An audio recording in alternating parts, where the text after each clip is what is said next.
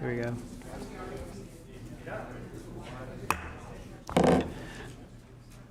I am calling to order the meeting of the City of Salem Budget Committee for October the 30th, 2024.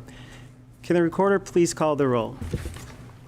Member Belichick. Present. Member Cohen. Present. Member Allen. Present. Member Manville.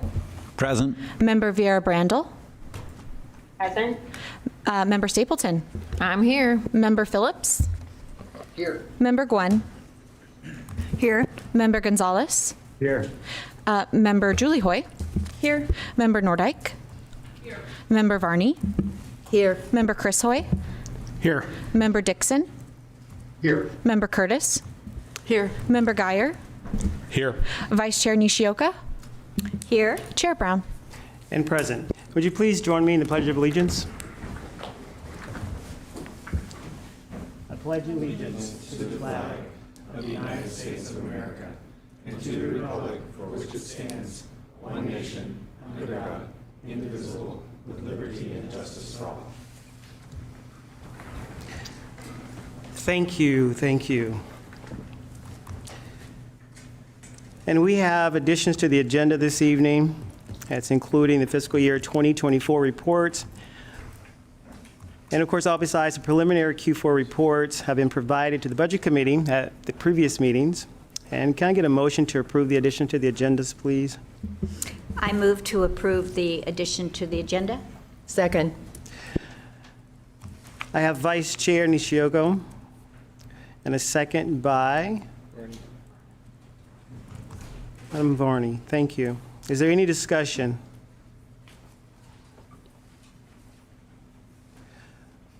All those in favor, please signify by saying aye. Aye. Any opposed? Seeing none, the motion passes. Public testimony time. Nobody signed up. Nobody signed up. I was so hoping for at least 20 people.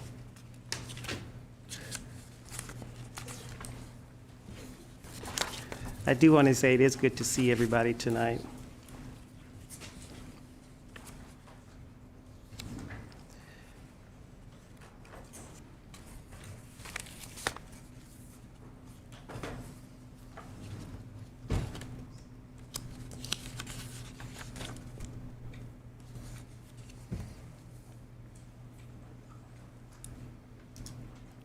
So we'll move on to the action items for tonight.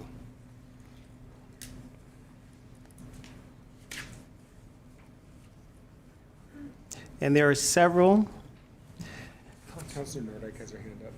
Oh, I'm sorry, Councilor. My apologies. Oh, that's all right, Mr. Chair. With the chair's blessing, I would like to make a motion to approve the minutes from the May 8 meeting. Motion is heard. Do you have a second? Yep, right here. Second. Thank you, Councilor. Appreciate it. All those in favor, say aye. Aye. Any opposed? Seeing none, motion passes. Thank you for that. There are several action items tonight, and CFO Josh Eggleston, he will come forward and walk us through those. Thank you, sir. Thank you, Mr. Chair. We do have several information items to review this evening. As the chair mentioned, they're the quarterly reports from fiscal year 2024. Quarter 1, 2, and 3 you have seen at previous meetings. The quarter 4 preliminary report is fresh off the press as of yesterday. I will say it's not final. We've had auditors in our conference room last week and this week working through our fiscal year 2024 financials. So until they approve our annual report, we don't have a final quarter 4, but it's much more updated than the one that was provided to council in August. I'm happy to address any questions you might have. Is there a way to increase your mic just a wee bit? I can lean closer.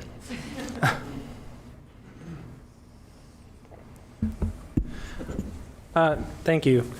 This is a question I've gotten from several citizens that have asked me, when you say it's under audit, can you tell me, or can you tell the general population who the auditors are and what are they auditing to? Thank you. Yeah, absolutely. So just like every other public entity in Oregon, we're required to conduct a third-party financial audit.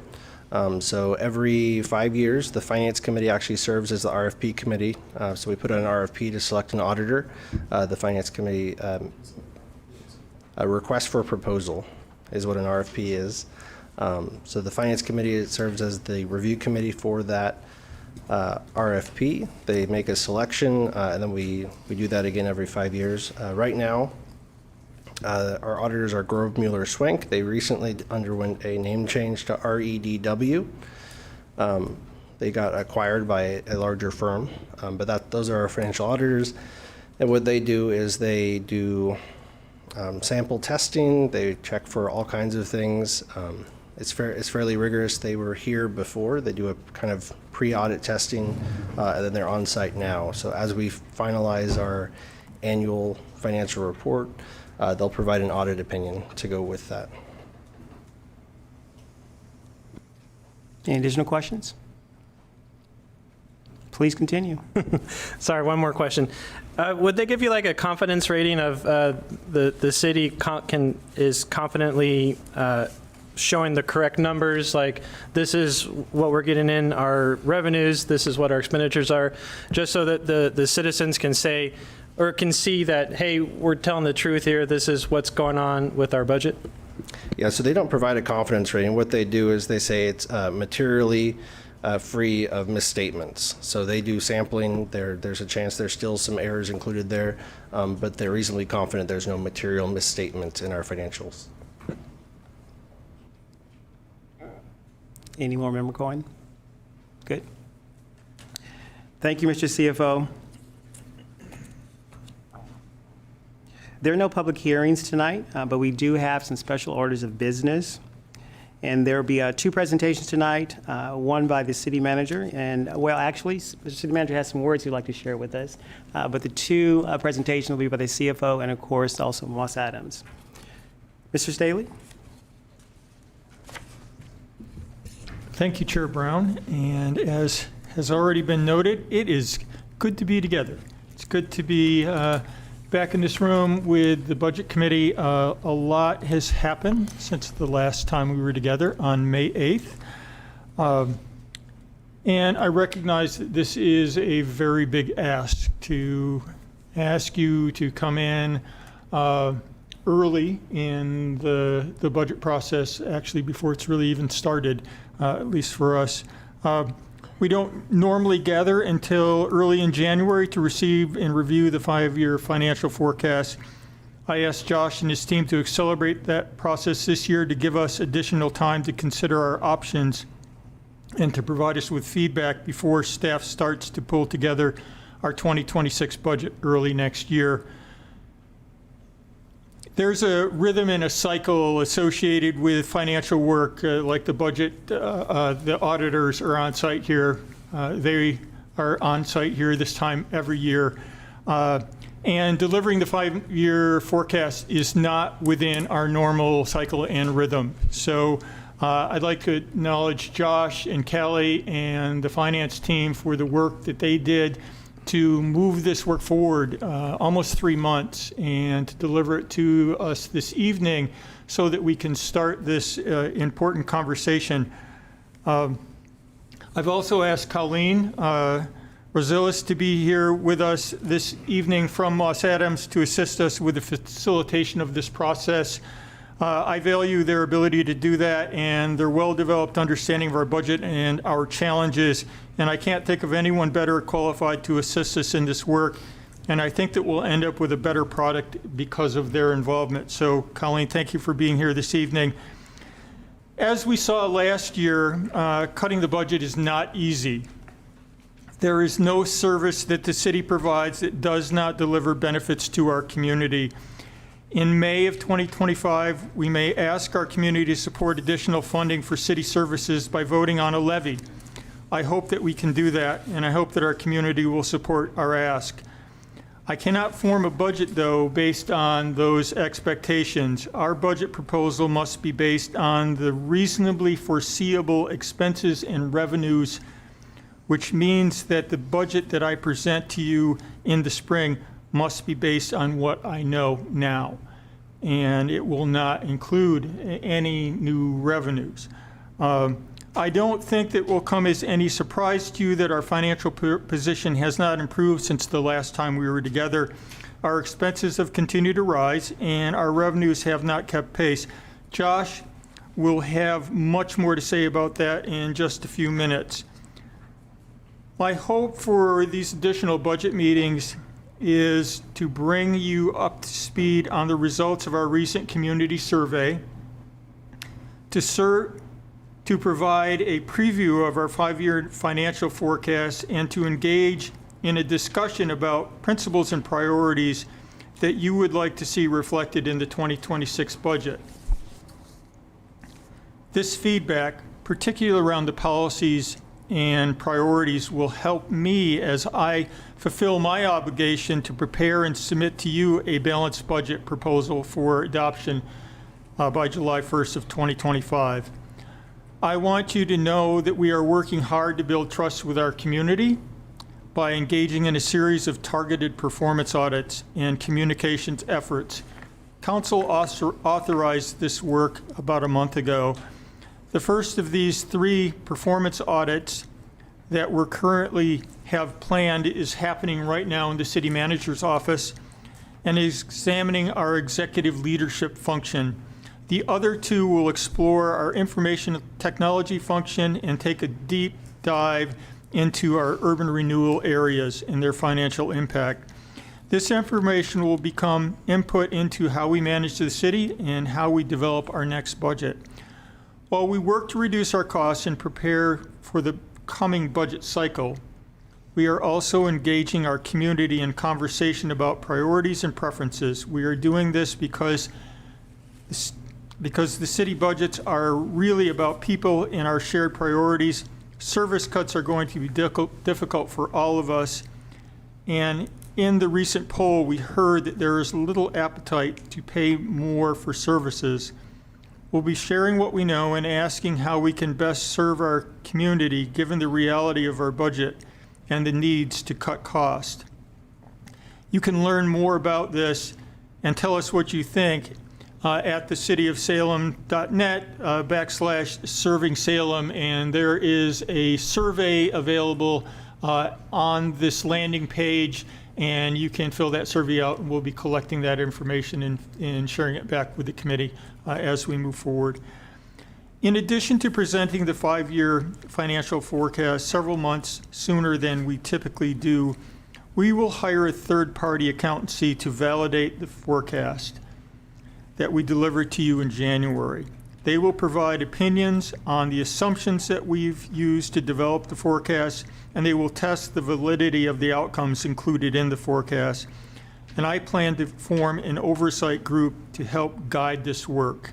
So thank you again for your willingness to do this hard work and to be here this evening. Josh, I'll hand it over to you. Or back to the chair. Thank you, Mr. City Manager. Yes, CFO Josh Eggleston, he's going to provide an overview of the general fund for the next 5-year financial forecast. Mr. Eggleston, the floor is yours. Thank you, Mr. Chair. Just 1 second while we get the presentation situated.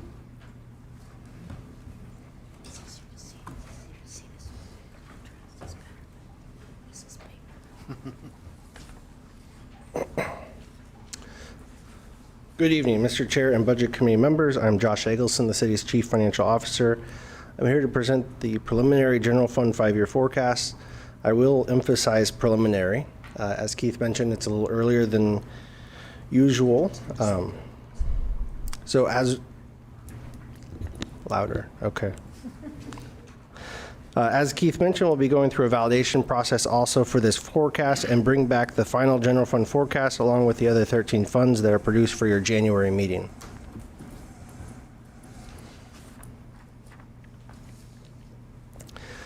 Financial forecasting helps the city plan for the future by estimating money coming in and going out. It allows city leaders like you to make smart choices and handle unexpected costs. By forecasting well, the city can identify challenges early and make adjustments as needed. It is also a financial best practice and was recognized in the city's recent bond rating affirmation, and for one of the reasons why the city continues to have a high bond rating level. The AA2 rating allows the city to borrow at a lower cost when issuing bonds like the 2022 Safety and Livability Bond.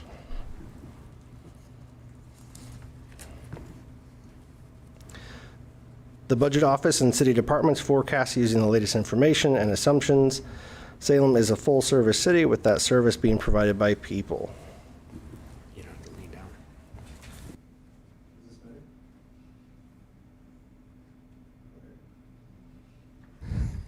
lean down. Let's see, I can't tell.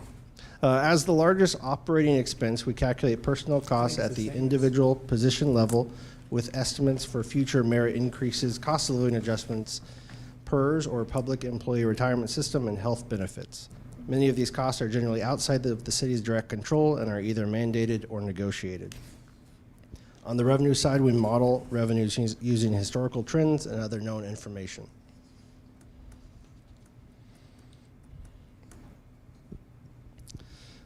Can you all hear me with this? Okay, It's not great, Josh. I think it's, Really put that up close. I'll try. I'll do my best. Closer.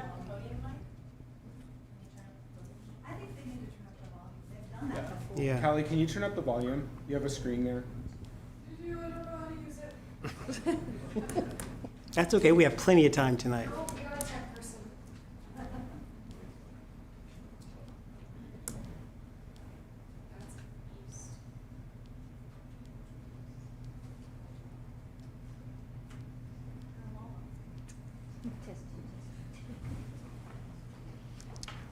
Can you turn up the podium one? Can you hear me now? We can, I think it's about the same though. Okay. We're just going to go for it, and we're going to see how it goes. We're going to dive a little bit deeper into the PERS rate comparison. This is something that's on my mind. I was actually at an OGFOA, Oregon Government Finance Officers Association, these last couple days, and I was able to engage with the PERS rates a little more in depth. We have a colleague who's on the PERS board, so we kind of got an inside look at things they're dealing with. The PERS rates are set for 2 years by the State of Oregon PERS Board. It's not actually by the state, it's by an individual appointed board. These rates are based on actuarial analysis and assumptions adopted by the board. Participating jurisdictions like the city receive notice of their individual PERS rates 7 to 9 months before the rates are effective. So we received our PERS rates just early October, and they're effective July 1st. There are 3 different PERS rates charged against eligible earnings and are based on when employees started in public service. So if you started before 1996, you're Tier 1. If you started before 2003, you're Tier 2. And like me, if you started after 2003, you're OPSERP, or Tier 3. The city does not set or influence these rates. They're set by a formula from the PERS board. This slide compares the actual and forecasted PERS rates. In the green are the actual rates set by the PERS board. The gray column shows what was estimated in last year's financial forecast for PERS rates. And the white shows rates included in the out years of the preliminary forecast. The green column shows the actual PERS rates increased by more than 5% from fiscal year 2024 to 2026. And just for clarity, so it increased by an actual rate of 5%. So if you're actually looking at the increase, it's much, much more year over year. The rates projected in last year's forecast for fiscal year 2026 and fiscal year 2027 were around 3 to 4% lower than the actual rates given to the city recently from the state. A rate change of that magnitude is very impactful to the city's financial forecast, and based on the current assumptions for eligible earnings, higher PERS rates increased PERS expense by over $6 million in the general fund in this preliminary forecast. And I was supposed to click.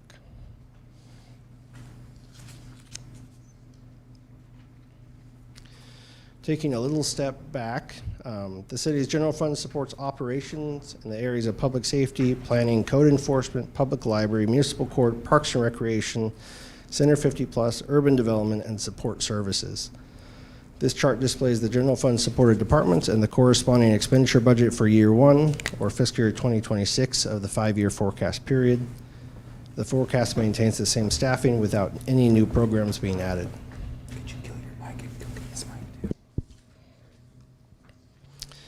In the general fund, the revenue budget totals $178.7 million compared to the total forecasted expenditures of $206.8 million.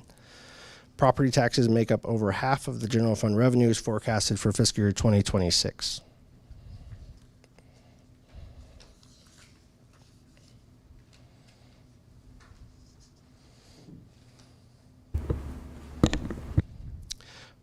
There's a lot of information on this slide. I'm going to try to walk you through it, and you have it in front of you. In the blue columns is revenues. In the gray columns are net expenditures. So these are the total expenditures less our savings expectations for vacancies and unspent contingency. The green line is the beginning fund balance for each year, and the yellow line is the council policy. And then there along the bottom is the change in fund balance. A couple things I want to note. The beginning fund balance for the fiscal year 2025 year-end estimate. So this is the budget that you adopted. You just approved the minutes from May 8th. So when we adopted that budget, we assumed a slightly lower beginning fund balance. So we came into fiscal year 2025, the current year, with approximately $2 million additional fund balance, or about 1% of last year's budget, largely due to unanticipated personnel savings. The other thing I'd like to note is the anticipated use of fund balance also for fiscal year 2025 has increased since the budget was adopted. We'll be covering some of the reasons why, but it is largely due to employee contracts that were negotiated and adopted that were higher than forecasted or budgeted. And I'll pause here just for a second to see if there's any questions or clarifications. I just want to make sure everyone understands the different pieces that are going on with this slide.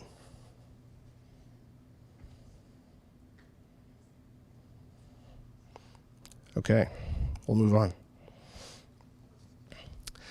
You've seen this slide before, or something similar. This shows the result of the beginning fund balance if we were to augment it by an additional 2% or subtract an additional 2%. So in blue, you see the forecast that we just went over on the previous slide. And then in green, you see the 2% additional. When we just went over the result of fiscal year 2024 and we had $2 million additional savings, that was 1%.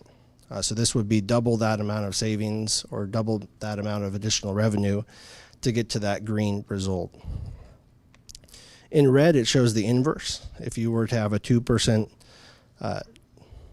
less result, so 2% less expense or 2% additional expense or 2% less revenue. So on either side, it shows kind of the range of just what 2% on either side of the 5-year forecast does for the general fund.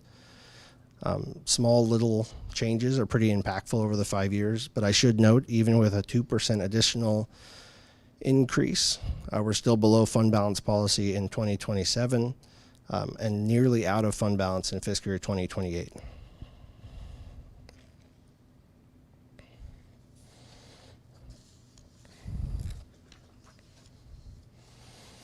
This slide shows major changes from the fiscal year 2025 budget to the fiscal year 2026 forecast. I started to compare the 2025 forecast that we produced last year to this forecast. There were a lot of changes between last year's forecast and this year's forecast. We had some pretty significant personnel reductions. We had some contract changes. So I'm grounding us in the 2025 budget that was adopted compared to the fiscal year 2026 forecast and isolating those changes. One of the most impactful is salaries and wages. I touched on this for the 2025 result, but we've had a couple contracts that have settled higher than we budgeted, higher than we anticipated. We've had other compensation changes that have led to that increase. So $4.5 million in salaries and wages and associated taxes and other things. Workers' compensation insurance is on there, and I'm going to touch on that and liability insurance together. Claims costs have been increasing for the city. The self-insurance risk fund is underfunded. We're not meeting where we need to be actuarially to cover our claims costs. So this is the general fund portion of a fairly significant rate increase. There in the middle, public employee retirement system. Those are the rates I showed just a little bit ago. Some of this is associated with the salaries and wages increase. It compounds. As you increase salaries and wages, your PERS expense goes up. But the majority, more than $4 million, is related directly to that PERS rate change that we weren't expecting.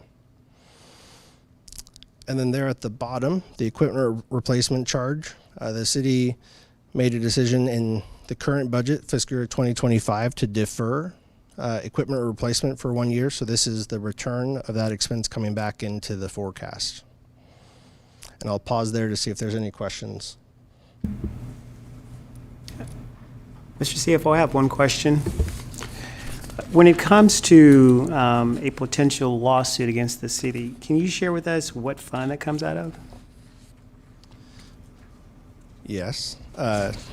So the actual check is paid from the self-insurance risk fund, but the city is largely self-insured. So we have an internal rate charge allocation that gets charged to all the other funds. So when a claim is paid, it comes out of the self-insurance risk fund. But then the following year, when rates are adjusted, it impacts all city operating funds, including the general fund, utility fund, building and safety fund. So there's a certain percentage that comes from each one of those. Yeah, it's based on a combination of payroll expense, claims experience. For a liability, it's based on how many vehicles that unit operates also. Got it. Okay, thank you. Yes, Member Cohen. Thanks, Chair. Are the preps for city fire taking on ambulance work included in this? Like paying for services or paying for vehicles or things of that nature? Yeah, I appreciate the question. No, they're not. So that's all contained in the Emergency Medical Services Fund, an enterprise fund outside of the general fund. Are there any additional questions on the floor? Yes, Member Guerra. With regards to the Microphone. with regards to the workers' comp, is the frequency increasing or just the payouts increasing? I'm going to say both. And if you'd like more information, we can have Krishna Naburi come up to speak to it directly. That's okay. Just curious. I mean, would you like clarity on that, Member Guerra? Sure. That'd be great. Thank you. Thank you, Deputy City Manager. Krishna Namburi, Deputy City Manager. So both, actually, I think Josh kind of already answered. The frequency is changing, and the number of times that we are receiving is also changing. And then also we have recently with the change of law, there are like there's some cases that we have to pay, especially with the firefighters and the public safety employees. So that cost is also changing. So it's, go ahead. Thank you. I was just really curious. Appreciate the two. Thank you. Thank you, Madam City Manager. Member Phillips. Just had to come off mute. Thank you, Chair, and thank you, Josh. I want to make sure that when I'm looking at what's displayed on our screen in this slide, I'm understanding what I'm looking at. So when it says $15.55 at the bottom of the numbers in the middle of the slide, where we sum up the major changes, does that stand for like $15.5 million of things that are different than what we predicted when this budget was set? Or help me understand, like, what is this that we're looking at? Yeah, absolutely. So this is a summary of the major changes between fiscal year 2025 budget and the fiscal year 2026 forecast. This is by no means an exhaustive list. There are many other smaller amounts, but these are either the major percentage changes or the major dollar changes, and it is in millions. So when you see 15.55, it is $15.55 million. Yeah, that helps. I really appreciate that. I have a couple follow-up questions. So the $15.5 million, a little more than that, is the predicted difference between the most recent budget, the 2025 budget, and the next budget that will be worked on by this body, going into next year. Okay, that math checks out.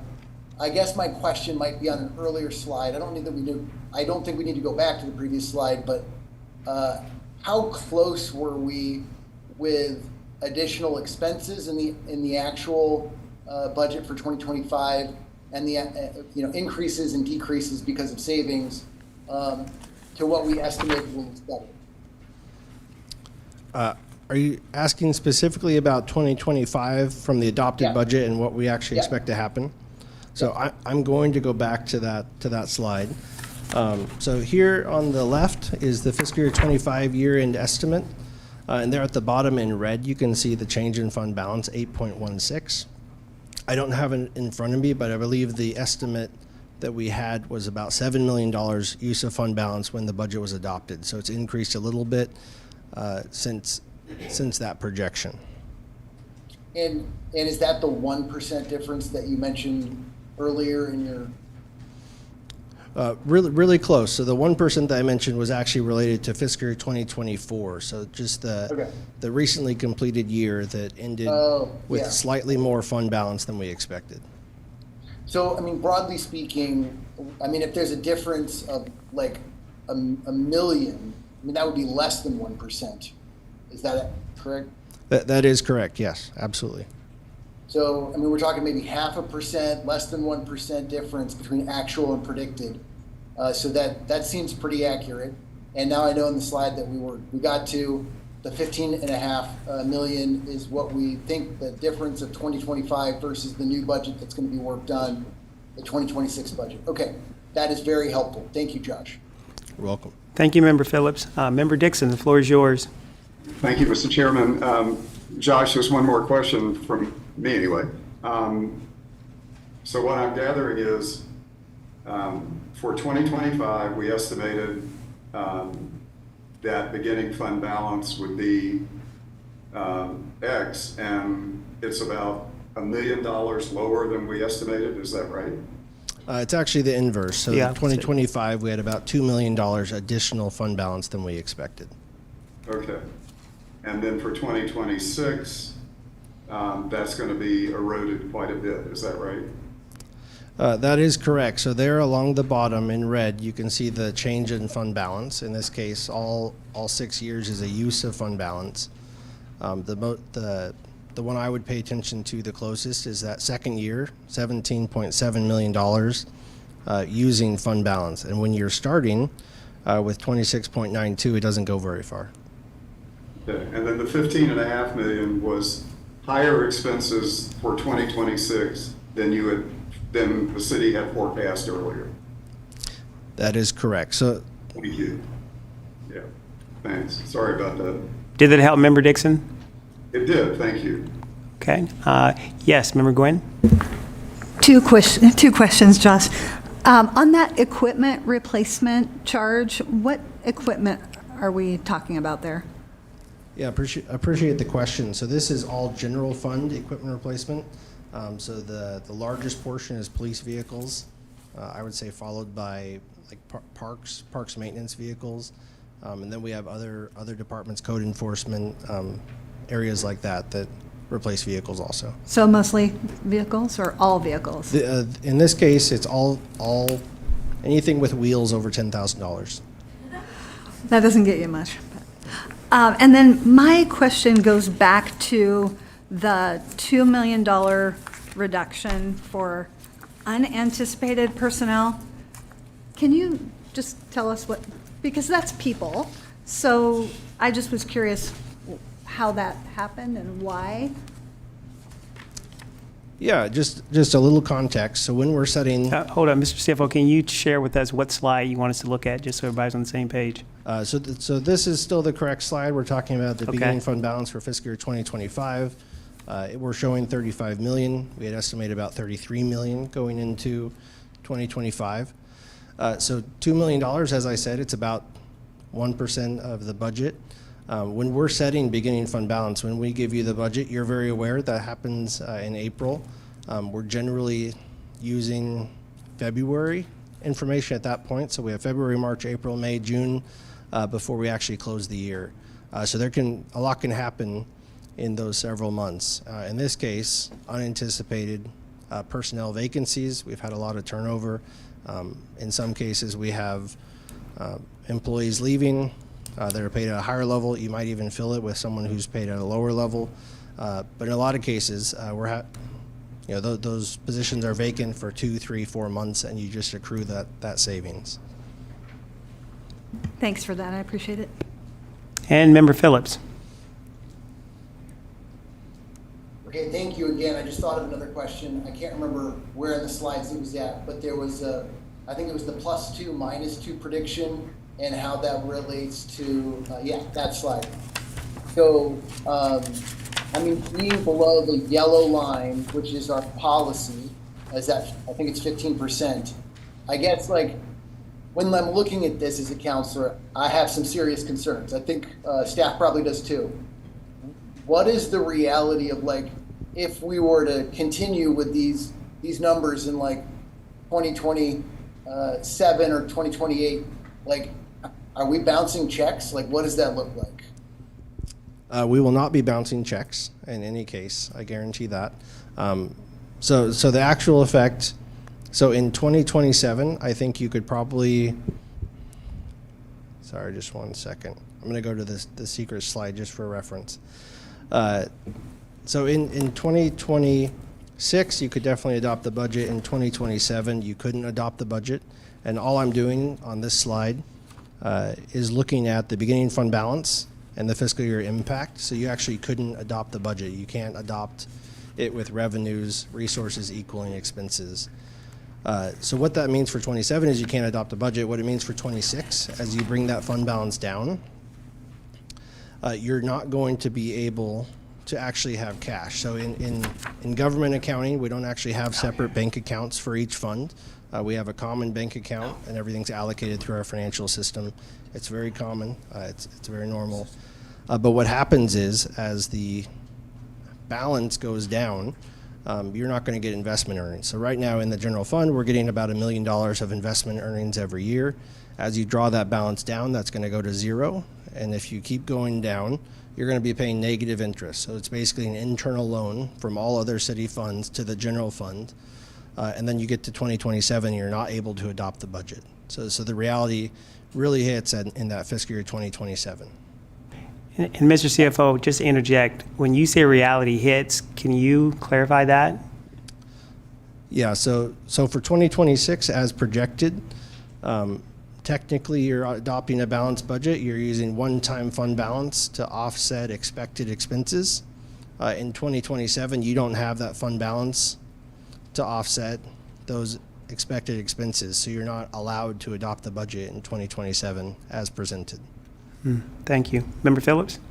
Yeah, I guess my question is, and I think I'm starting to understand it with this slide here.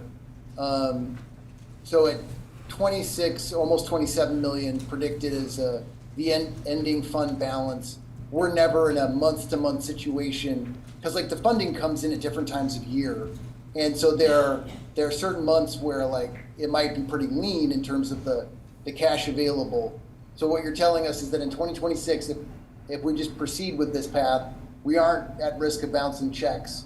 And then we couldn't bounce checks in 2027 because we couldn't even adopt that. It would be against our own rules and we wouldn't be allowed to do that. That is correct. The state wouldn't allow us to adopt the budget in 2027.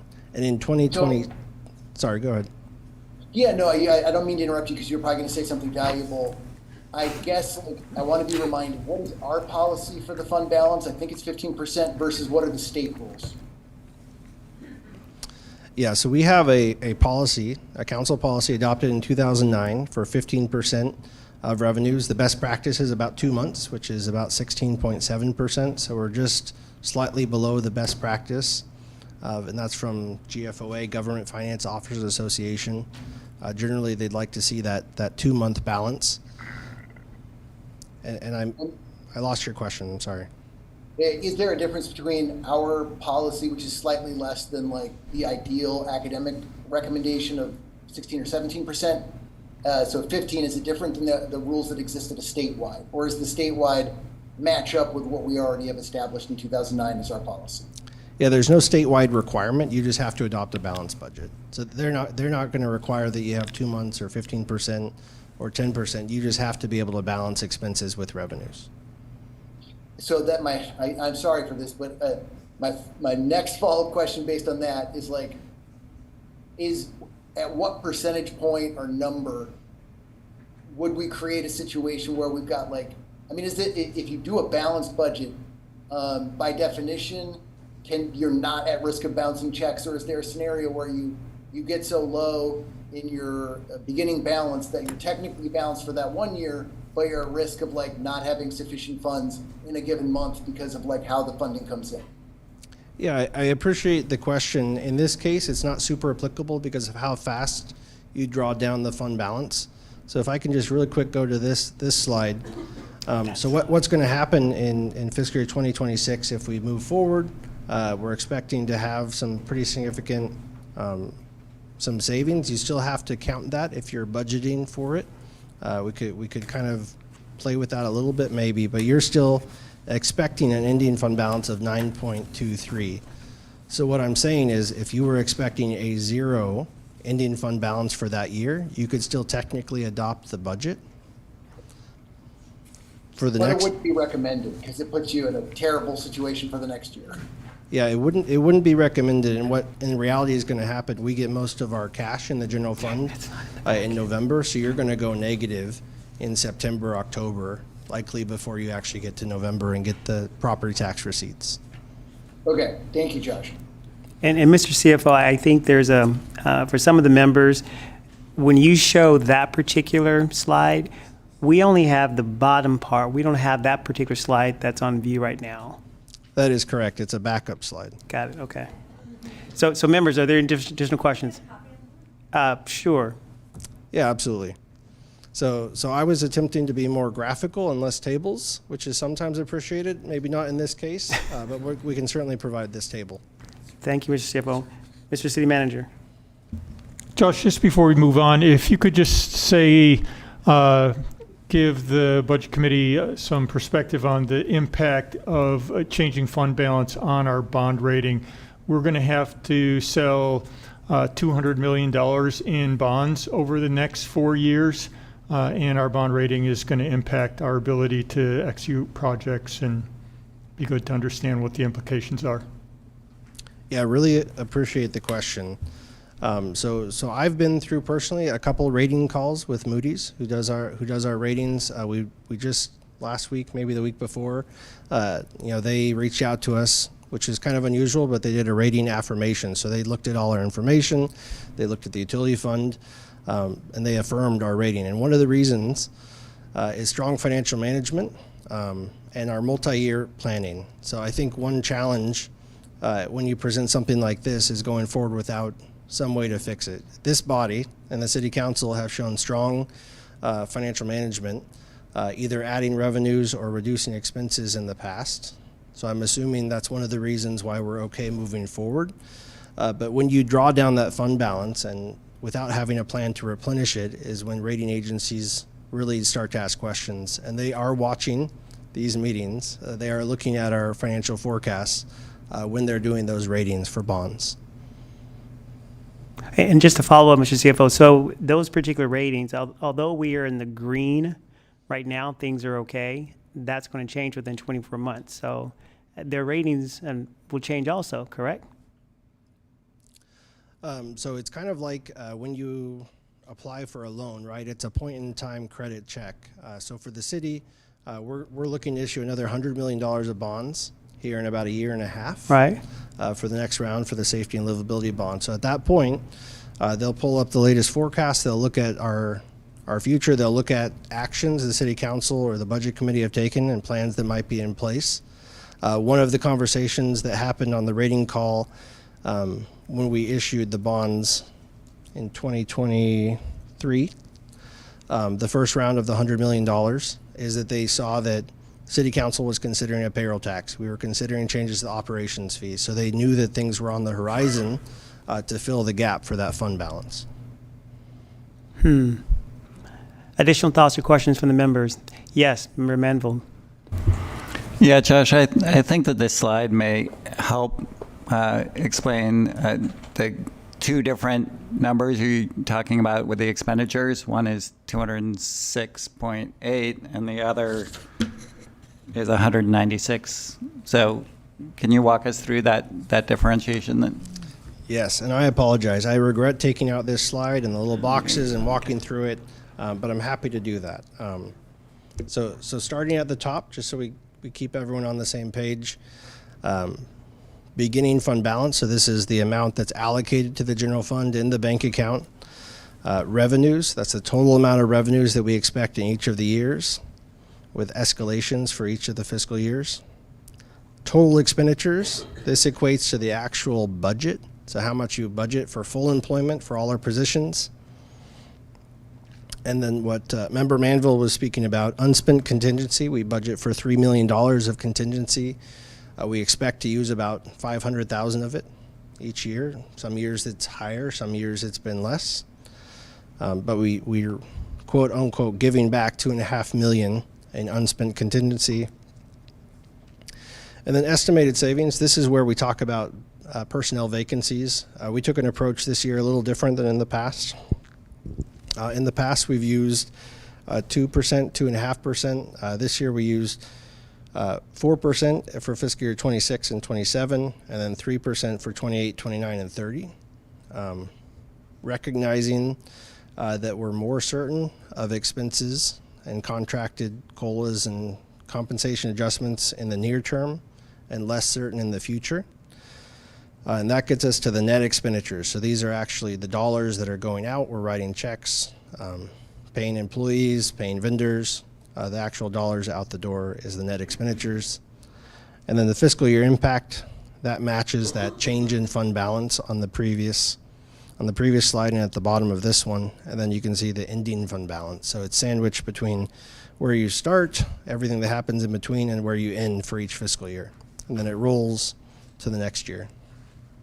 And Mr. CFO, that unspent contingency, so if that's not used every year, it sits there, correct? That is correct, yes. Got it. Additional thoughts or questions? Yes, Member Stapleton. Thank you so much, Chair. Josh, I was just thinking about, being a community member right now and listening to this meeting and maybe not quite understanding why we're saying some of the things we're saying, like we can't bounce checks or that we couldn't adopt a budget. And I would love for you to, I know that you're a CFO, but I would love for you to kind of come out of that for just a minute and maybe explain that in a different way so that maybe it might make sense to folks. Because I want people, I really want the community to understand what's going on. And all of us in this room, we're used to these words in this conversation. But is there a way that you would say it differently that maybe somebody at home might understand what it means to not be able to bounce checks or what it means to not be able to adopt a budget? I'll try. Okay. You can tell me how I do. Okay. So just like in your personal life, I'm not sure how many people still balance a checkbook, but if you did, that's kind of what we have to do to make sure we can have the cash in the bank to pay the checks. So when you're looking at this slide in particular, the beginning fund balance, that's your checking account balance. That's how much you have in the bank. That's how much you're starting with. You could call it savings account. You could call it reserve. But it's just the total dollars available for all these expenses. The revenues, that's your income. So all your income, if you have a job, if you have real estate, if you have investments, those are all the dollars coming into the city. And that totals the total resources. So for example, in 2026, that column right there, we're projecting to start with 27 million, revenues of 179 million, really big numbers. But you could take a couple zeros off and it could be more relevant.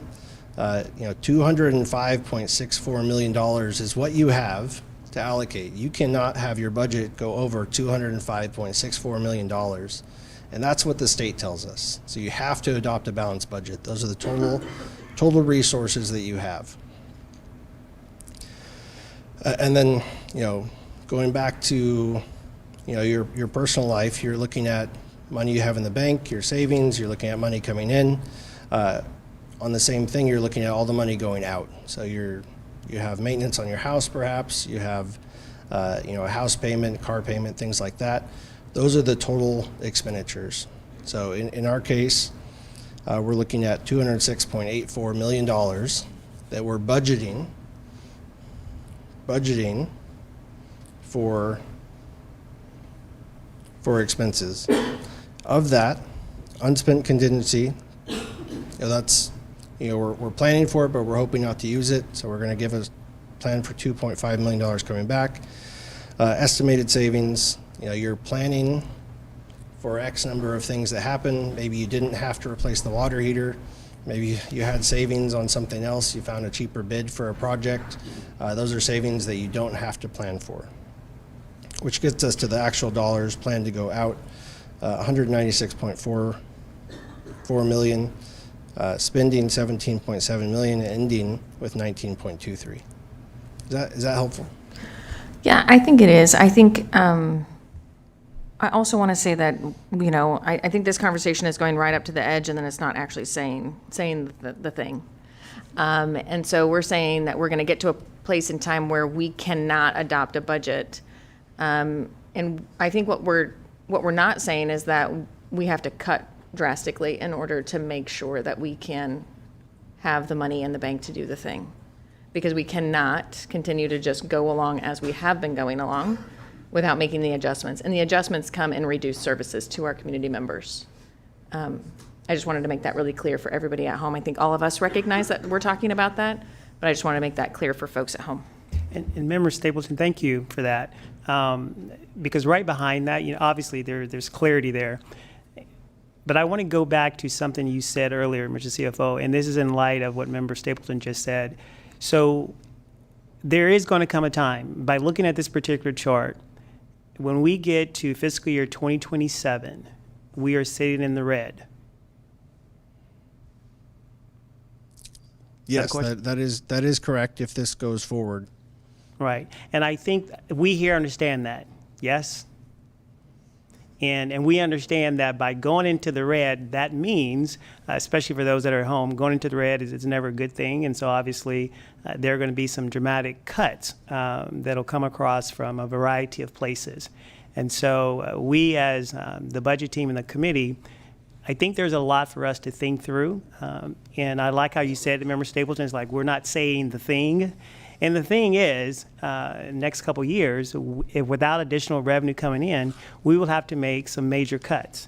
And there's no ifs, no ands, no buts, no maybes. That is the facts. Those are the numbers. And so when we think about getting ready for this next cycle, we have a lot to share with our community because their anticipation is that this group, this body, is going to fix it. And I'll just let that sit there because that's a heavy weight.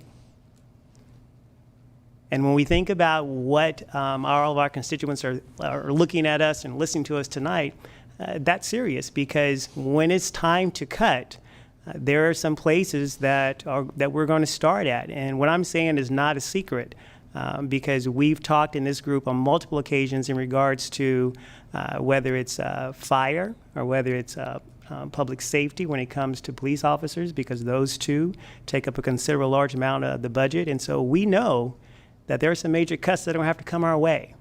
And so when we come back again next Wednesday, I am going to revisit that because I want to make sure that the community understands that public safety is something that they want. We all want public safety, but we have to understand and share this with our communities that it is not free. Public safety is not free. And since it's not free, we have to pay for it. And we have to be able to pay what we use. And if we do not have the money for that, we have to cut back. It's just like you explained with our own budget. For there's some of us, you know, if you decide to go on a vacation, you save up for that vacation. And then at the same time, you have the money for that. If you do not have the money for a vacation, how many of us know you don't go? You just don't go. You just don't go. You don't have the money. And so when we think about this budget, there is a time that we're coming to say, hey, we don't have the money, so what do we have to cut? Those are the questions that we will have to start asking and answering come January. And so, Member Stapleton, thank you for not saying the thing, because I don't mind saying the thing. Member Phillips, the floor is yours. Thank you, Chair. Thank you, Josh. Just looking at the fiscal year 26, I'm trying to understand a couple things. So the 9.23 in the ending fund balance, so the bottom of the column, like what would 15% be? Is it multiplied by the 178 or the 196? I mean, it looks that 9.23 million seems to be a lot less than our policy of 15%. Yeah, appreciate the question. So the policy is 15%, so it changes each year as revenues increase. Some policies are based on expenses, ours is based on revenue. So for 2026 and the projected expenses, the policy is 26.81 million. So you are it's correct. multiple revenue. Got it. I guess like this might be redundant, but I'm okay with it because I don't know that I fully get it. I think I do. Our city manager asked a question about like what is our bond rating, kind of how does that work? At the risk of like kind of going through that again, I'm trying to ask a more focused question based on the slide you had up before this one. Like if we were to, if this body moving forward were to adopt the numbers that we have here in 2026, like would that expected to, make our bond rating worse if our ending balance was 9.23? So I can't speak for Moody's Investment Services, and they wouldn't want me to. I think that by itself might not. I think without a plan to get it back, I think that's where it could impact the credit rating. So if you have a planned drawdown of fund balance with a plan to bring it back up, I mean, council could make an exception to the policy. You draw it down, you implement new revenues, or you have reductions, and you have a focused effort to bring it back up to policy. I don't think a 1-year drawdown would be a problem. I think the problem would be an ongoing fund balance spend with no plan to bring it back up. I appreciate that context again. You've said it before, but so if we were to adopt 2026 and make no plans for cuts or raising revenue, then there would be a problem. Go ahead. Yes, that's correct. Okay. So I guess my simple question is, would you as our CFO recommend the numbers you're seeing under 2026 being so much below the, I think 26 million would be the recommended ending fund balance. Like we're way below that 26 million. So would your recommendation be you could do this once if you've got a great plan, or we should probably look at ways to get that ending balance up? And I guess where I'm going with that is worst case scenario, we don't do any cuts, we don't raise revenue, we just do this one-time drawdown, but then we don't actually come up with a successful new source of revenue or new cuts. What are the consequences of just adopting 2026 as presented going into 2027? In what way is that worse? Help the audience understand, what is the consequences of that? I'll try to unpack that a little bit. So I think, there's a few different layers of consequences there, right? So fund balance, just like your personal savings account, it's there to absorb unexpected things that happen. We just saw a significant PERS rate increase that we were not prepared for. We don't have the revenue in place to deal with that. So in a normal year where we're not looking at, a deficit already, it'd be, okay, so we draw down fund balance for this one-time event. We solve the problem either on the expense side or the revenue side, and we move forward. In this case, using $17.7 million of fund balance, getting that big of a chunk down, it removes all your flexibility into the future, right? You can't adopt the fiscal year 2027 budget without very significant changes. So no, I wouldn't recommend you go down. If council wanted to say, hey, we have bridge funding coming in a couple of years or 1 year, and we want to bring it down to 10%, I think that could be reasonable. But taking a one-time $17.7 million reduction to fund balance, that's a lot. And I guess it might not be for you, but I would like to hear more from city leadership as well. Operationally, what are the advantages of maybe raising some revenue or making cuts in 2026 going into 2027 versus getting as close to zero as we can and then going into 2027? Because it's I guess, is it better to plan ahead or just to go in full steam ahead? Is that rhetorical? I would like to hear staff's opinion on because I feel in past they're no, it's better to be strategic and make some cuts and shrink things But like, I want to hear like, why is that better? Like, remind us, like, what is going to happen if we don't? Like, if we don't have a plan for new revenue, we approve this budget versus we actually make some plans. Like, I want the audience to hear what are, the difference between those two things, if possible. Do you want me to jump at that, CFO, or do you want Mr. City Manager to jump at it? I mean, I think if the question is, should we have a planned approach or should we just jump in? I think we should have a planned approach. Right. And I think we've talked about this last year and possibly the year before. We did. Smaller cuts earlier on gives you more flexibility as you go forward.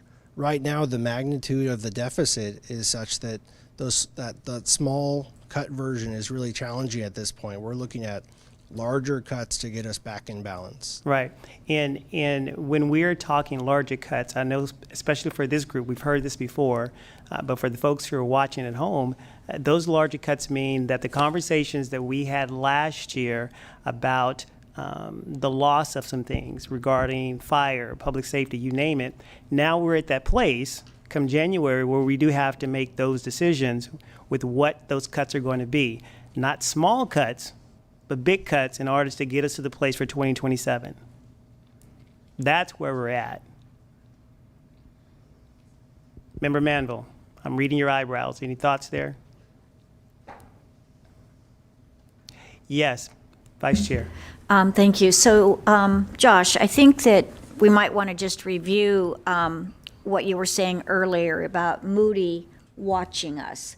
Moody taking a look at what we plan to do in the sense of trying to, even though we might be coming into fund below the fund balance that we've set, if this body decides and council decides to move forward with some sources of new revenue, Moody would be looking at that, and it sounds like that's what you were saying, that Moody would be taking a bigger picture, seeing that we were making efforts instead of just kind of falling by the wayside and letting everything just slide continuously.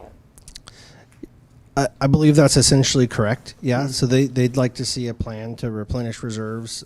If you're projecting a deficit, a plan to resolve that deficit into the future.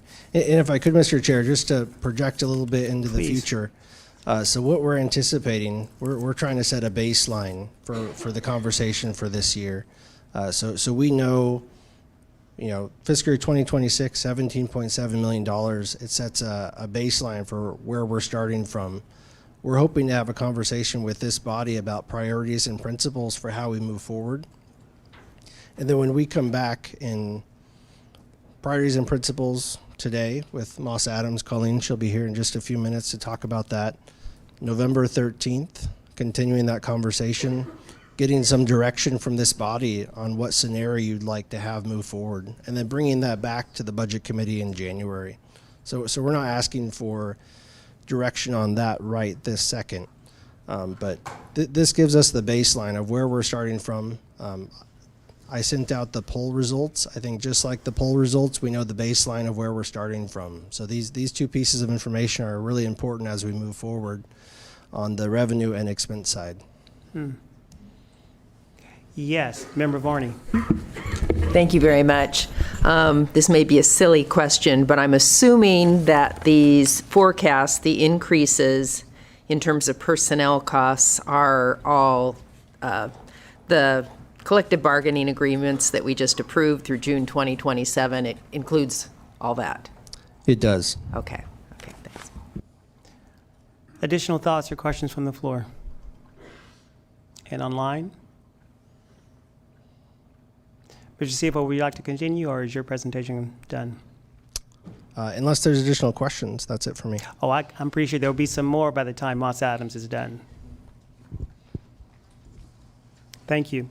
We're going to invite Ms. Colleen Rosales to come up with Moss Adams. She's going to walk us through budget priorities and also some principles. So members, if you have any questions as she goes through her presentation, please jot those down, and then we'll be able to call on you and get those answered. Good evening, committee and the public. How's my sound? I'm closer to the mic than Josh. Okay, You're good. Great. I wasn't hoping to have a Taylor Swift moment tonight, so thank you.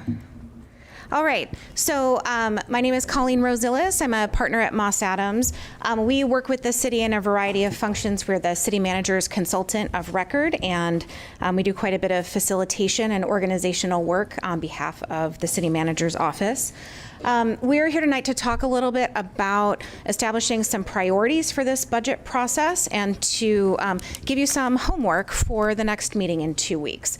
So just a reminder of what your role is here as the budget committee. So the first is to think about those priorities and establish them for this coming fiscal year's budget process. As a result of those priorities that we'll set in the meeting on the 13th, staff will prepare recommended budget scenarios that are balanced per state law. That's been mentioned several times tonight.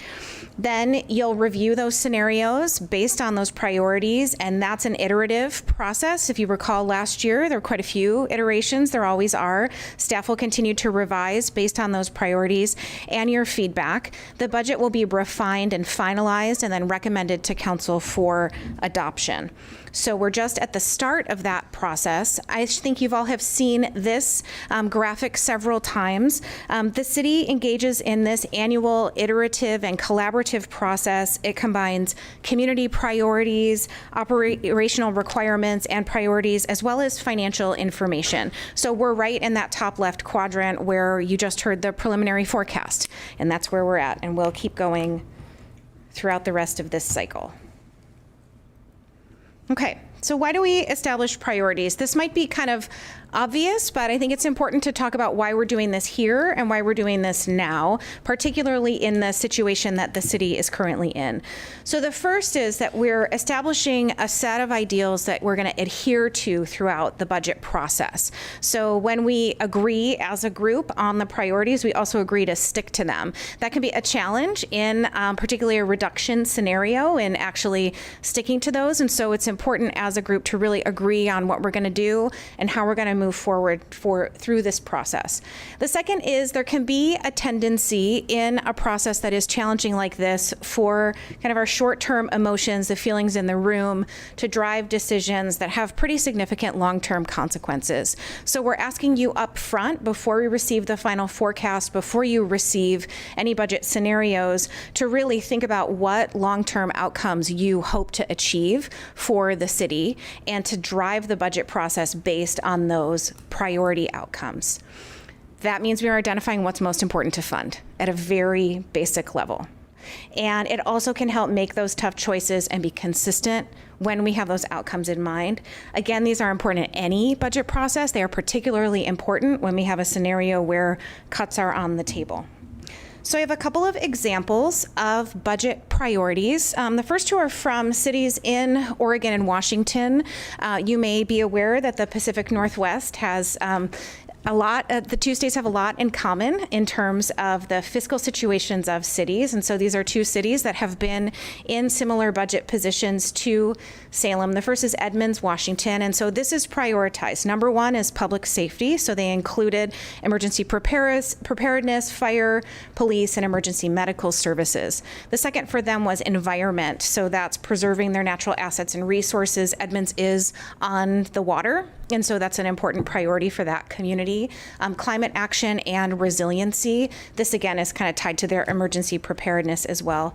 And then they had three that were equally weighted. So they said if we were spreading like peanut butter across, this is what we would do after the first two, and that's infrastructure, public and human services, livability, and economic resiliency. Next up, we have the city of Hillsborough. These were not in order. They're all kind of equally weighted, but financial stability is at the top, not a surprise for another city in Oregon. Thinking about the financial strength and integrity of the city, they also by law have to pass that balanced budget. And so that's the number one thing that drove their budget committee in establishing these priorities. And then we have public safety, economic vitality, and infrastructure. I think you'll note across these two that economic vitality was included, and that's if we don't have a strong economy, then we're not necessarily going to be able to continue to provide the services that we want and support that. So that's something to consider as this committee moves forward. So, yes. Yes, please go ahead, I'm Member sorry. Marnie. I just wanted to ask, how were the cities chosen? I guess my question is, are they all facing deficits? Yeah, so we took a look at cities that were in a deficit scenario. That's, I mean, to be honest, it's pretty much every city in Oregon and Washington, so it's not hard to choose. But what I looked for were cities that had recently established some budget priorities. So we wanted priorities that had been established basically since 2020, because things have obviously changed a lot since then and wanted them to be relevant. Yeah, sure. And just for clarity, you just said those priorities were set in what year? These were all relatively recently, so 2020 or later. Got it. Okay. Thank you.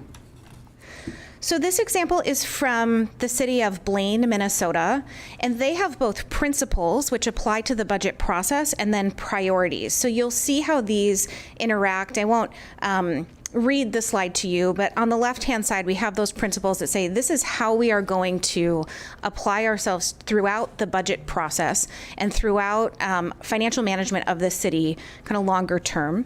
And then on the right-hand side, we have those priorities, again, starting with essential city services, then public safety, and then technology.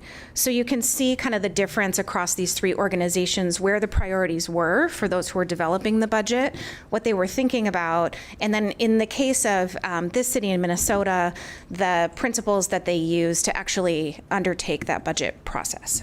And we'll get into principles a little bit more as we go through this process. So we aren't starting from scratch. You're lucky in that you're not starting from scratch. The city has quite a few areas where we can look to start this discussion and to start this framework. I'd also add Oregon state law. So because it requires the city adopts a balanced budget, that's essentially overarching this entire conversation. And as a city manager said, we're in this room, we're doing this work because we have to work with reasonably expected revenues and expenditures. And so while that might not be a priority as we're going through this, I would say that's absolutely framing the framework here. So I'm going to start with your organizational values. These are established and updated in the city's strategic plan every 5 years, and these are often reflected in budget principles themselves. I'm not going to read them aloud to you. However, if you forget, they are in front of you and they are on the wall. So they are available. So we have this framework here that essentially goes from kind of big picture, long term to short term. And this framework is actually aligned with best practice as recommended by the GFOA. And so the GFOA recommends a couple of things: establishing broad goals and aligning your programs with goals, developing specific policies, plans, and strategies to achieve adopting a budget that moves toward those goals. And then that also, they note, within the constraints of available resources, so that's important. And then continued evaluation of performance and adjusting as needed. So I'll go through each of these elements individually. The city implemented priority-based budgeting in 2018. These are also on the wall. This framework identifies community outcomes and it aligns the city's programs with those result areas. So in the short term, priority-based budgeting allows us to understand how the budget is allocated across priorities, and any member of the public can go to the city's website and take a look at what that breakdown looks like. In the long run, the goal is to align spending with where it's most important to the community and to have greater visibility into the effects of spending on community outcomes. Usually these areas don't change very often. We see a PBB refresh maybe every 10 to 15 years, and that but the result areas are established to be kind of large and be able to fit all of the areas of government within them. And then within that longer term framework, the city adopts a strategic plan every 5 years. So the last strategic plan was updated in 2021, and that was designed within the framework of the result areas as well. So the council in 2021 established 5 5-year goals, really focusing on what are the key priorities we want to accomplish in these 5 years. And you'll see these listed here. And I would say they actually are kind of in priority order. Addressing homelessness was absolutely number 1 for the community and for the council. And community resilience was of top of mind as well, and that included also the fiscal situation of the city. And then finally, we have council goals, and they're revisited annually. These goals have been consistent under the current council, and you can see they also fit within those longer-term strategic goals. Those of you who recall setting council goals, they're presented in terms of the strategic framework so that we're not getting off course from where we told the community we would focus. So this is the context we're really asking you as the Budget Committee to establish priorities for this next fiscal year's budget. As you saw in the other examples, it can be 2 priorities, it can be 10 priorities, they can be ranked, they can be equal. But when we come back in 2 weeks, we're going to ask you to really put some pen to paper and identify some priorities that will guide this committee through the rest of this process. We also have principles, which, as I mentioned before, apply to the budget process itself. The city's leadership team had a retreat a couple of weeks ago, and during that time started to identify some principles for how this budget process would go this year. And so I've got a lot of words here. You have them in front of you. We're going to start with kind of overarching that there is a recognition that there is a structural gap between revenues and expenditures, and that the leadership team, when they are presenting budget scenarios back to you, are planning on things like, the sooner we address this, the greater we'll have flexibility. If we make strategic cuts as opposed to cutting across the board, that's likely a better outcome, and that we will identify opportunities to make service more effective throughout the process, as opposed to understanding that if we continue to erode services, some may not be effective. So at a high level, these are the principles that have been established by the leadership team. The first is following the law, again, adopting that balanced budget. The second is to stay focused on that vision. And so when we, again, go back to those result areas, the strategic plan, the vision that has been established by City Council to move Salem forward, then we want to make sure that decisions that are made in this budget process continue to achieve that vision. There's also a note that new services aren't going to be initiated unless it's sustainable over time or there are trade-offs made. That's really important in government when we have funding opportunities that are external, or we have great ideas and things that we really want to do that simply may not be sustainable long term.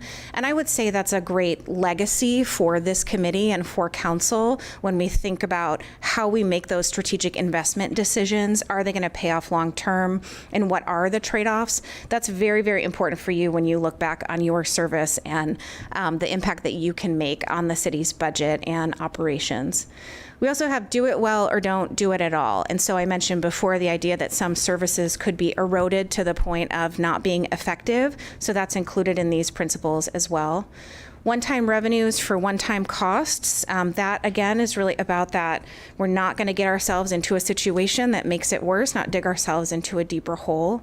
Being a good steward of taxpayer dollars, I think that's pretty, most government employees would say we're good stewards of taxpayer dollars. There's some really detailed information about how the leadership team actually defines this, but really thinking about making the right choices, making smart choices.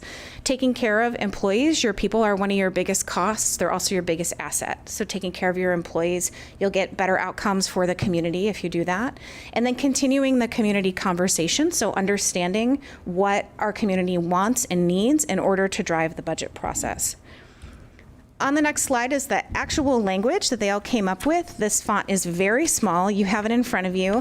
And so I'm not going to read it. I'm just going to provide the details. The leadership team did some really great work and put a lot of thought into these. And I think it's really important for you to all consider when you're thinking about priorities as well, that these are the principles that the team will be using when they then come back to you with budget scenarios. So what is next? As I mentioned, in the meeting in 2 weeks, we'll be doing priority setting. So we're going to be sending out a survey shortly that will gather some initial information from you all, and we'll be presenting that back to you at the next meeting, in addition to priority information that we have from prior community surveys from the most recent survey that was done, so that you can have all the information at your disposal to help to set priorities at that next meeting. We'll also start a series of small group meetings with budget committee members and staff in November and December. While there won't be a large meeting like this, it will give you all the opportunity to have those one-on-one conversations or small group discussions with staff so that you can better understand the data that's in front of you. You'll be reviewing a lot of data and information, and at the same time, the city is engaging, as the city manager mentioned, in forecast validation, so that when you come back in January, you'll have that final forecast, you'll have the validation information, and those initial budget scenarios. And then from then on, it will be that iterative process of budget refinement. So with that, I will open it up to any questions that you all have. And Ms. Rosilis, before we're going to open up for questions. When we're discussing or when you're sharing about principles and priorities, and for my own learning also, I understand principles. At the same time, for the priorities, are we using that word also to talk about what we're going to cut to? Are we using priorities and cuts as the same? Yeah, priorities would say what to fund. And if it's not a priority, then it's not a priority to fund. Right. And so I just want us to be clear as a group that when we're having these discussions here or in small group or when that survey is going to be sent to us, priorities, that word is going to have more than one definition, if that makes sense. And so as we're having these conversations, we have to ask ourselves collectively, what are we going to prioritize when it comes to cutting? For example, we know this past cycle, this past year, even with this group's participation and with Mr. Mayor's input, we had to move funds for the library. We all remember that, 1.2, if I'm not mistaken, right, Mr. CFO? So we moved those funds. And so if we're going to make some serious changes, which we know those changes are cuts, we got to come back and have some heart-to-heart conversations about what we're going to cut so the public can expect us to make those decisions, right? Meaning, when we come back together,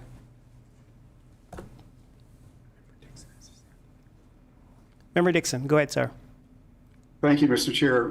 Colleen, the priority setting, will that take place? Are you saying at the November meeting, this group would establish a set of priorities? That's the target. That's the time target for that to happen. Is that right? That's correct.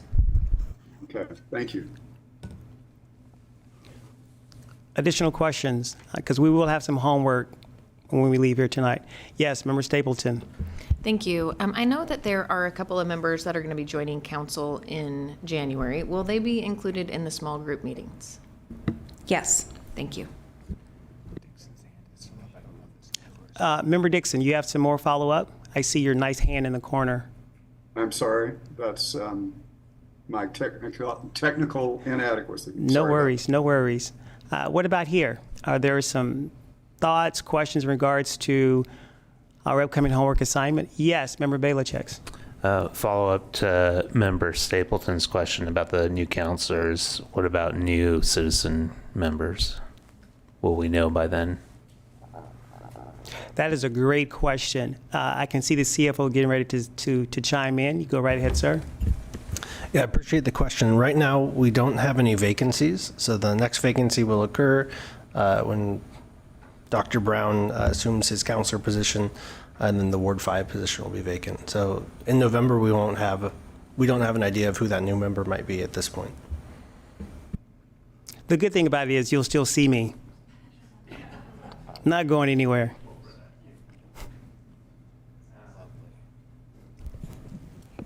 I'm not sure if I got a little bit lost. We know new counselors, and the other half of the group is unknown at this point. And we're not going to do anything to figure out what the unknown part is yet. So all current resident members are in a full term that's going to encompass all the way up to June 30th. So we're not expecting any resident member changes except for Ward 5. That's through June 30th. It'll be all the same faces, excluding the fact that Madam-elect Mayor will be, the new mayor, and also in this setting we have Councilor-elect Shane Matthews is over there, And then, of course, obviously he will be replacing Counselor Phillips. And then we have Counselor-elect Paul Tigan will replace Member Stapleton.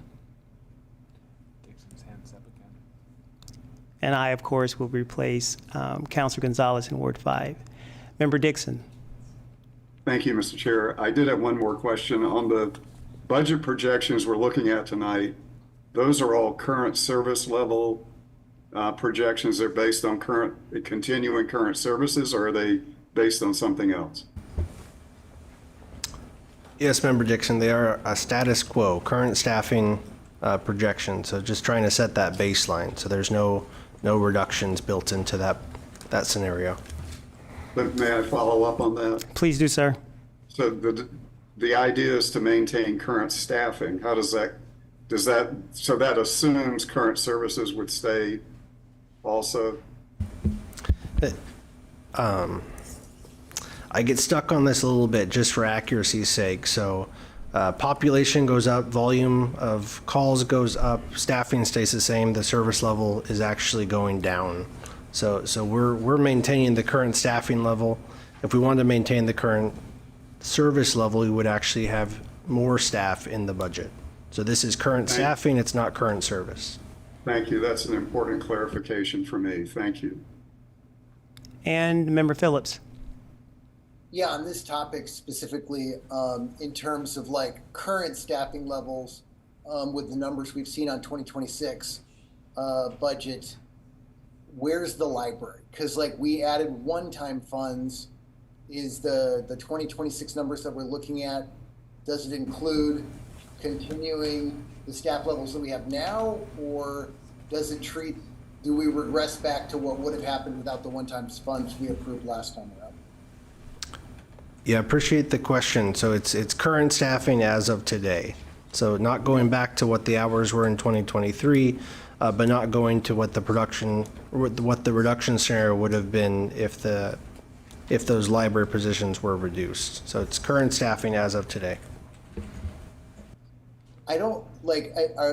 Does Colleen have more to say? I have at least one other general question. No, the time right now, we've kind of moved into the next part of our agenda, which we're just opening up for discussion to talk about what we currently have on the floor. So that now is the point for like general questions? Now is the perfect time. Okay, so like, I can imagine that like it's probably, nails on a chalkboard for some people to hear me use words like bouncing checks when I have general questions about that specific thing. I just feel like in this body that we might begin to kind of understand this big entity that is the city of Salem and its budget. But like there's the audience at home, there's the voters, and it feels like there's a lot of misinformation that's out there, things that aren't supported by facts. So when I ask those questions, like I'm trying to like make it as clear as possible for everybody.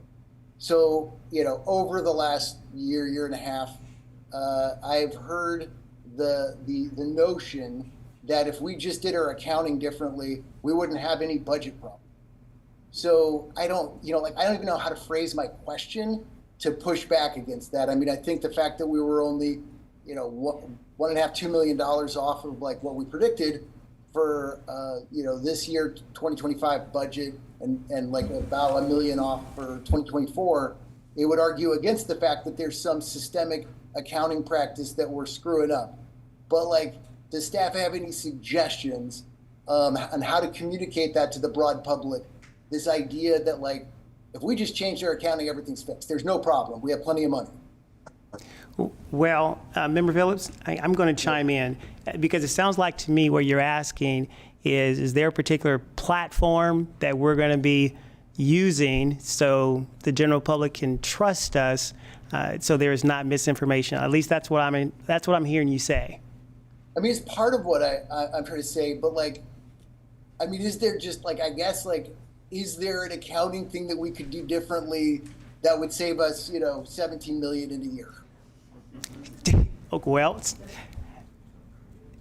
I mean, yeah. I think I know the answer, but like, I feel like there's disagreement in this membership that we have right now on that specific issue. Like there's no issue. So like, I don't know, maybe I'm wrong, but that's what I thought I was hearing. And I want to know that like, we're all seeing the same numbers and in the same, on the same page. Okay, I'm going to allow Mr. City Manager to chime in, then I'll come back. Yeah, I can guarantee you that there's no $17.55 million mistake in our budget. I think we've got that one pretty well figured out. And to address the question of validity, we are hiring through an RFP process an accountancy to come in and review our forecast and provide an opinion as to its validity. So hopefully with that additional level of scrutiny, we can all be comfortable that the numbers that we're working from are true and accurate and a good representation of what our future holds. Then we can go forward with our budget process and determining what our priorities are and where our cuts are. But we have to start at that shared understanding of where our position is right now. I appreciate that. And I guess, like, I don't mean to seem exasperated, but it's just, like, I don't know if this comment or if I need to vent, so I appreciate you guys bear with me, but, like, this is such a technical thing. And I feel like sometimes we get technical answers to our questions, but that it doesn't really communicate anything to anyone outside of our membership. So I really appreciate Member Stapleton asking Josh and Josh going through that exercise. Anything we can do to make this like relatable and bring it down to like, a more universal reading level is appreciated every time. Thank you. Mr. CFO. Yeah, if I may, just real quick, for the validation process, we're just going to do a competitive bid on an RFP, just for the sake of transparency, being clear with the process. The other thing I'd really like to point out is 2023, 2 years ago, we have audited financial statements where we used $4.1 million of fund balance. It's real. Last year, we used $2 million of fund balance, and that audit will be complete later this year. So that there is a structural deficit where we're spending down one-time resources to balance ongoing expenses. We're spending that down. Correct. Correct. Yes, Member Allen, go ahead. I think I know where Councilor Phillips was headed, as opposed to an accountancy trick that you might be able to use. I think maybe the thought by some members of the public, the general fund is $186 million. The total City of Salem budget is I don't have it in front of me, 500 million. Like 750. 750, thank you. So when a member of the public could look at the general fund and saying it's 186, the total budget's 750 million. Surely you can find $17 million in that 750 to solve your general fund problem. I think that might be kind of the pervasive, not a pervasive, but a thought out there that that you can move funds around in order to resolve your problem, and maybe that's a question that you should be addressing. Yes, CFO. Yeah, so you're absolutely correct. We have 24 different financial funds in the city. The general fund is just one. I think the thing that's really important to realize is that things end up in the general fund because they don't have another funding source. So if you're doing building permits, it has a funding source. It's fully cost recovered. If you're doing utility, water, wastewater, stormwater, it has a revenue source. It's covered. Police, fire, municipal court, code, parks, recreation, library, they don't have a restricted funding source for those services, which is why they're in the general fund. We can't move dollars from those enterprise or special revenue funds into the general fund to cover the cost of those services. We'd get in big trouble. It's just like not adopting a balanced budget. It's a state requirement. And I think right behind that, as we think about the homework that we have to do, Member Allen, and so finding a way, Mr. CFO, that when we come back in the next couple of weeks, if we can find a way to create some kind of display or pie chart where the community can see that, oh, this is how big the budget is, and this is actually what we're taking out of it. Because I think there's a perception out there that when we moved funds last year to keep the doors of the library open, there is a perception that we can do that for anything. And that's not so, which makes us, like the example I think CFO gave earlier when it comes to like bouncing a check or just keeping your own checking account. We as individuals, we can move funds around in our accounts, can we not? Yes, we can. We move them all the time. That's not the same way when it comes to the city, though that is illegal. And so I think coming back, we got to find a way to make sure that when we talk here, and I think member Stapleton said this, we want to be able to show that so the community can see, okay, this is what's going on. This is what we can do and this is what we cannot do.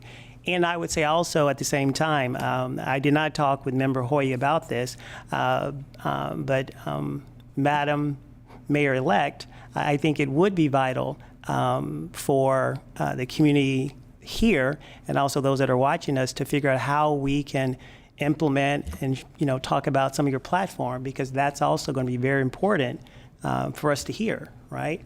And so I'm just putting that into the space because I think you have a listening audience, and I think you have a group of people here that's really ready to work and support you and get behind the vision you have.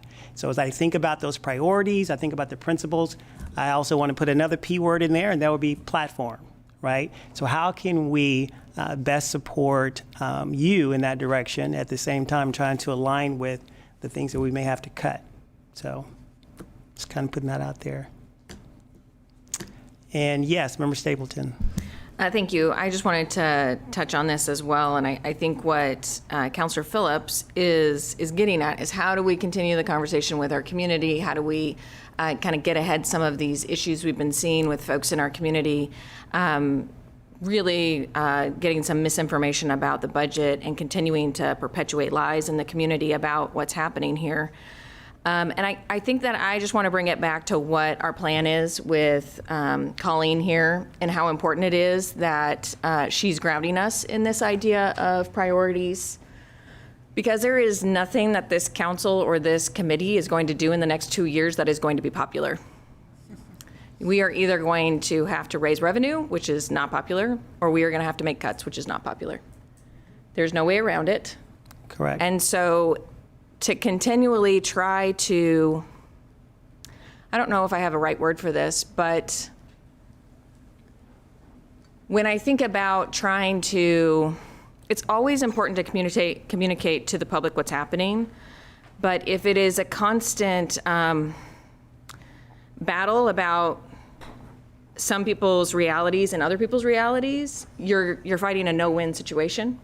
Yeah. So the real importance and real value that I see in how the city manager and Colleen is moving us forward is really grounding this group in the priorities about how we are going to work together and how we are going to move forward is really, really vital to how we make the next decisions about what happens with services for our community, because the community is going to have to find the time to come along and understand what's happening, and they will when they start to have that impact their daily lives.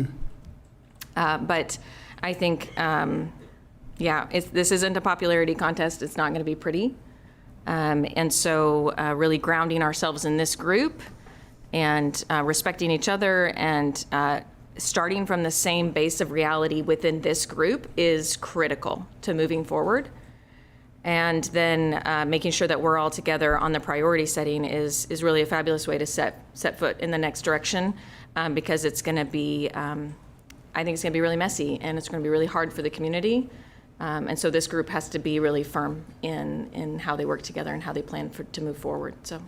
Thank you, Member Stapleton. I appreciate that, because the word you used was messy, right? And so when we think about these cuts, I know this past year, the community was up in arms when we were talking about cutting the splash pads. How many of us remember that conversation, right? The community was very mad with us. And so once again, we came to the rescue. We did some things, under Mayor Hoy's leadership and with the city manager.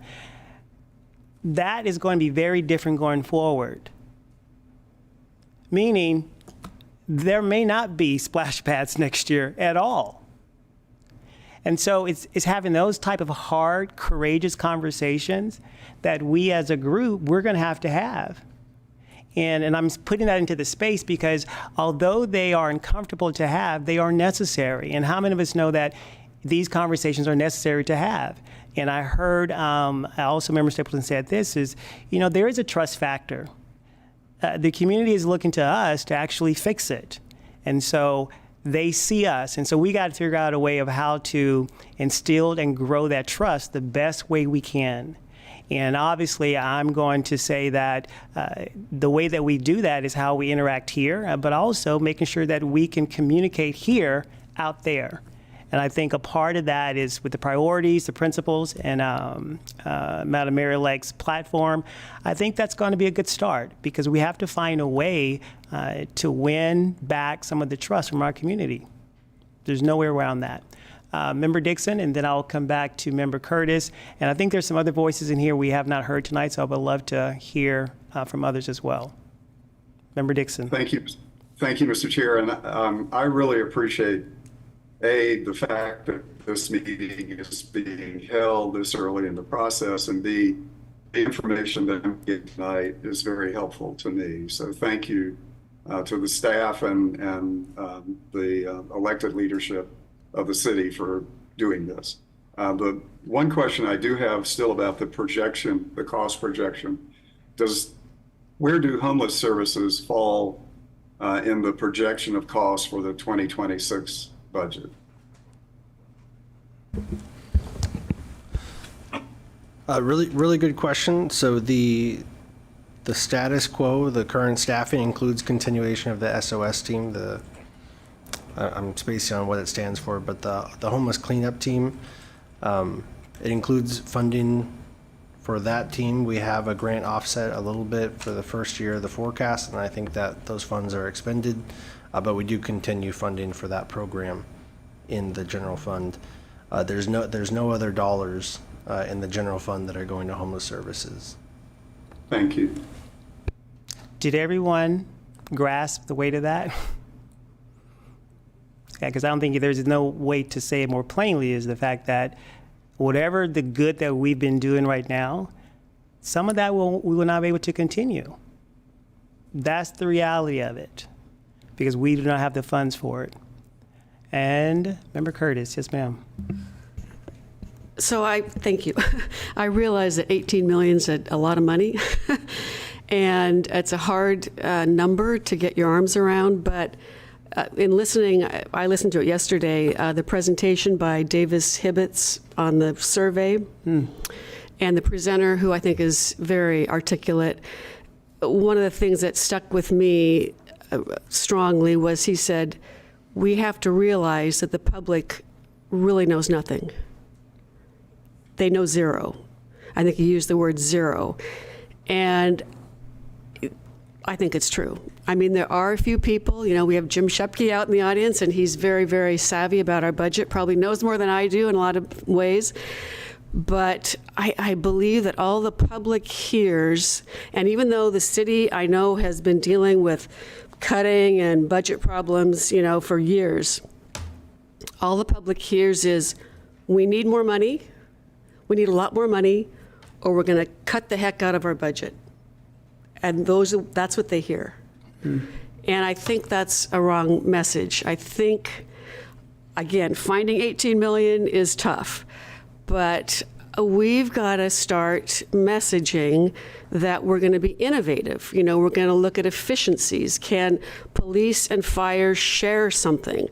And I don't know all the ins and outs of their, structure, but I really believe that if the citizens see us trying to either slash or tax, if we find some in-between, ways to work with other organizations, are there efficiencies? I've got some ideas, I think that messaging will possibly take us to a win, in a library levy. It's not going to happen probably this spring, but it's not, I don't think it needs to be one or the other. Yes, we're going to have lots of cuts. I get that. but I think there's other ways. Can we find partners for homeless services? Can we put pressure on the chamber to do, I don't know what. But I hope we're going to have a discussion about some of these, what our priorities are, and then how we can find a more positive way through it. Yeah. Thank you for sharing, my 2 Member cents. Curtis. Thank you.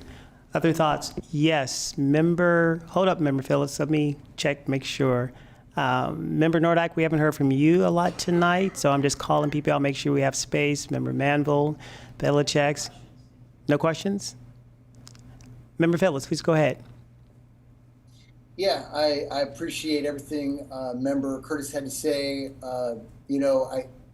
I think we're at a really difficult point in our history in terms of I get it that people don't want to hear we either have to raise taxes or revenue or cut things, but with the size of nearly $18 million, or maybe a little less than that, 14 million, being the magnitude of the hole we're trying to fill in. I mean, I don't know how things like the library aren't on the table. I don't support cutting the library, but I also don't support cutting police or fire. And I think that there is some risk in I want to see if there's efficiencies. It makes me nervous when one of those efficiencies is AI, but that's where we're at. I mean, we're looking at filling in service holes with squeezing all of the blood and juice out of the turnip. But when it's 18 million, I'm skeptical. I hope that there's a solution that's innovative and they can fill that in, but I don't see an order of magnitude, a large enough thing that is going to fix the problem that's not either raising revenues or reducing staffing levels. But I hope I'm wrong. I don't think I am. And then I just want to highlight actually the fact that when it comes to homeless services, we're no longer doing that. What we're doing with that outreach team is supporting our own staff for the work that they're already doing. So the staff was the ones that approached the council with the need for that SOS team. They're doing great work in our community, and removing it would be not a great idea. It would make more work for staff. I think that there's benefits there to having it, but we're not paying for the managed micro shelter sites. Those things are now funded, at least temporarily, through either state funds, county funds, or other entities. We proposed continuing those funds, in my personal hope that we could scale up and do more, but that's not where we're at. So I just want the people at home, the voters, to understand we're not in that business. We're not doing pilot projects right now. We're not funding those good things that are happening, those highly successful navigation fund, the managed micro shelter sites. The state and other entities have taken those over. So that's off our table, and it's in large part because we don't have that bandwidth. And if I'm wrong, staff, feel free to correct me. Thank you. Thank you, Member Phillips. Additional comments or thoughts from the floor? Ms. Rosales? My presentation has concluded, sir. So you're good? Okay. So before we get ready to adjourn, there is no public testimony tonight.